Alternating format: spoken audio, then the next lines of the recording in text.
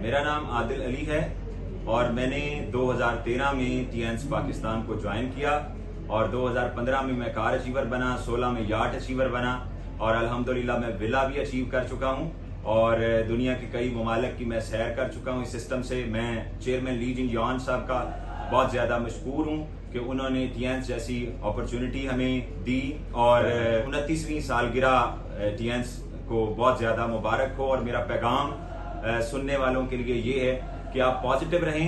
ये अपॉर्चुनिटी बहुत बड़ी अपॉर्चुनिटी है, आपकी जिंदगी बदल सकती है और आप अपने आप को, कोई और नहीं आपको पुश करेगा, आपको अपने ख्वाबों के लिए खुद ही पुश करना होगा, आगे बढ़ाना होगा।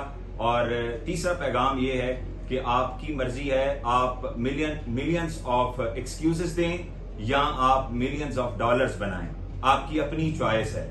एक्सक्यूजेस देंगे तो डॉलर नहीं बनेंगे, डॉलर बनाएंगे तो एक्सक्यूजेस नहीं।